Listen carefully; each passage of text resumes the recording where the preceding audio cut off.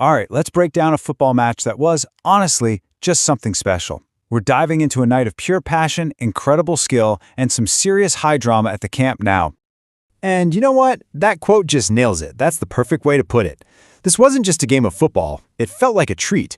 A performance so good, so much fun to watch, it was like dessert. So what made it so sweet? Let's get right into it. Let me tell you, the stakes here, they were sky high. This was not your average mid-table game. See, a win for Atletico Madrid, a team that had basically been unstoppable since they beat Real Madrid, would have shot them straight to the top of the league. So yeah, the pressure was on, big time. And there it is, the final score. A solid 3-1 win for Barcelona. But that number, as clean as it looks, doesn't even come close to telling the whole story. The fire, the emotion, the incredible narratives playing out on that pitch, that's the real story. So, where did this performance come from? Well, you've got to start with the manager, Hansi Flick. It really felt like the team's entire mindset shifted under him, turning all that tension into this incredibly powerful sense of unity. And this is where things get really fascinating. Look at this. The scoreline in their last match was exactly the same, 3-1. But after that game, Hansi Flick was visibly furious.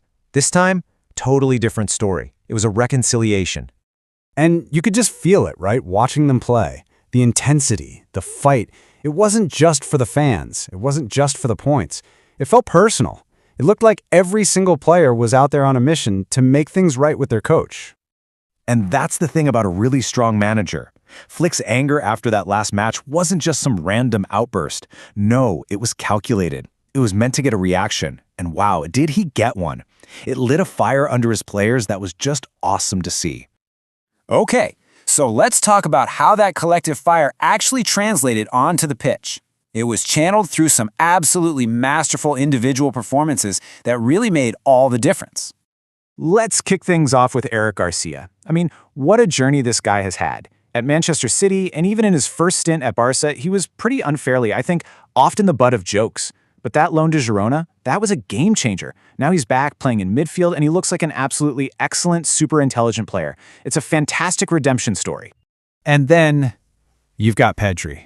Honestly, what else can you even say? When a commentator admits they're running out of words, you know you've just seen something special. He was just playing on a different planet. This little breakdown here shows you why he's so unique.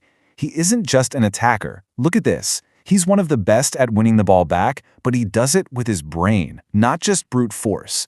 Then you combine that with his unbelievable vision, his knack for just gliding past defenders, and, of course, that killer final pass, like the assist for the equalizer. He is the total package. And we absolutely cannot forget Raphinha. Coming back from an injury, he played with the kind of fire and authority you'd expect from the team captain. He wasn't just a winger out there, he was a leader, scoring that huge equalizer and embodying the team's entire fighting spirit. But just as everything felt perfect, as the celebration was hitting its peak, the night took a turn. This victory, as amazing as it was, ended up being pretty bittersweet. And that's football for you, isn't it? The highest of highs can be followed so quickly by these moments of genuine worry. The perfect night was suddenly, well, not so perfect anymore. It was like a 1-2 punch of bad news. First, Dani Olmo, who'd been playing great, goes down with a shoulder injury. Then, the one thing every Barça fan feared, Pedri, the maestro, pulls up and has to come off. And to add insult to injury, his replacement was Marc Casadado, a substitution that just seemed to frustrate everyone watching. This quote just sums up that emotional roller coaster perfectly.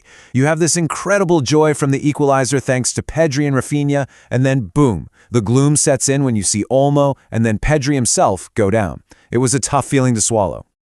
But despite the injuries, despite everything, the final whistle confirmed a massive result.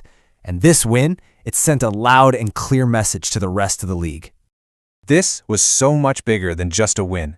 Beating a huge contender like Atletico and doing it with that much style and fight was Barcelona putting their foot down. They were reminding everyone just who they are. And this was the message. It was basically them saying, I might have stumbled, I might have looked weak, but don't get it twisted. I am still big, I am the champion, and I will not fall. This was Barça telling the whole league they are still here to fight for that title.